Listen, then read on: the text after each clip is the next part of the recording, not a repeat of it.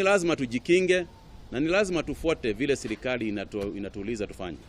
This was Health CS Mutahi Kagwe Tuesday afternoon, calling on Kenyans to each play their role in curbing the deadly COVID-19 virus.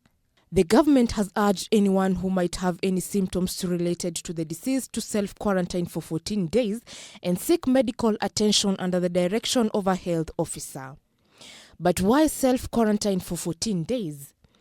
According to the Center for Disease Control and Prevention, the incubation period for the virus is between 2 to 14 days after exposure, with symptoms likely to show after the 5th day.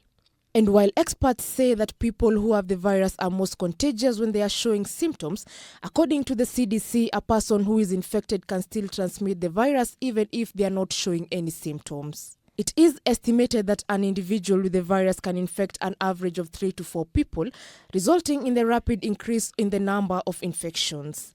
It is estimated that an individual with the virus can infect an average of 3 to 4 people, resulting in the rapid increase in the number of infections. But if social connectivity can be lowered and distance maintained, the number of infections can decrease over time. So, just what is the difference between self-isolation, self-quarantine, and social distancing? The World Health Organization defines self-quarantine as the act of removing a person who has potentially been exposed but has no symptoms from access or exposure to others, while self-isolation is the act of removing a person who has potential exposure and symptoms consistent with the infection from access or exposure to others. On the other hand, social distancing involves avoiding contact with other people in order to avoid catching the virus or avoid passing it on to yourself. In reporting cases of the virus, the CS also urged Kenyans to use the right channels instead of giving information through multiple channels. Kenyans are asked to observe high levels of hygiene and sanitation in a bid to keep the virus at bay,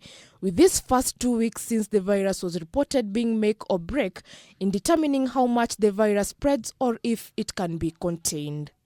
Jijina Magundu, K24 Evening Edition.